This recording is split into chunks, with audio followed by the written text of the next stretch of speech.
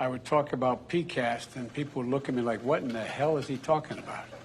And then I'd explain what I meant. And it wasn't particularly active in the last 4 years, but science is back, back in vogue. And I want to welcome everyone here today with me in the President's Council on Advisors on Science and Technology, so-called PCAST. But first and foremost, I want to thank the co-chairs, Dr. Lander, Dr. Arnold, and Dr. Zuber, and the entire council, all of you, for your willingness to serve. You know, it's no secret that I'm a big fan of this council. I would say parenthetically, I used to, when we were in the Obama administration, we'd have our meetings at PCAST, and we'd be down in the library, and we'd make the presentation. I'd say, can I stick around and ask a few questions? And 3 hours later, they'd be pulling me out because I had so many questions. But, you know, I often say that America can be defined, and I mean this sincerely. I was on a Tibetan plateau with, I think that's where it was, with President Xi of China.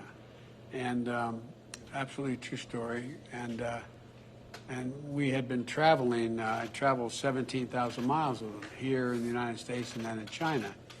And the president wanted me to get to know him because we knew he would be the next president. And President Hu was then president. But it wasn't appropriate for the President of the United States to be spending all that time with the Vice President, so I spent a lot of time with him. And we had a lot of conversations. I think, I don't know that's true, but I'm told I've spent more time with him in person and on the telephone than any other world leader. And we'd have these conversations. I'd have an interpreter and he'd have one, simultaneous interpreting. And we'd talk and we'd have all these meetings. And as I said, we were sitting there and he said, looked at me, he said, can you define America for me? And I said, yes, one word, possibilities. Possibilities. Like any other country in the world, we're organized in the notion that anything is possible. And that's the very spirit that this animates this council. Your job is to ask how science and technology can expand our possibilities, solve our toughest challenge, and make the impossible possible. This year, we've seen the power of science and technology deliver extraordinary breakthroughs, from the miracle of safe and effective COVID vaccines and treatments to game-changing clean energy technologies, helping us meet the climate crisis. Well, we have a long way to go, while creating new jobs and new industries. And, to the flight of the helicopter on Mars and the launch of a new deep-sea telescope that was going to help us unlock discoveries yet unknown.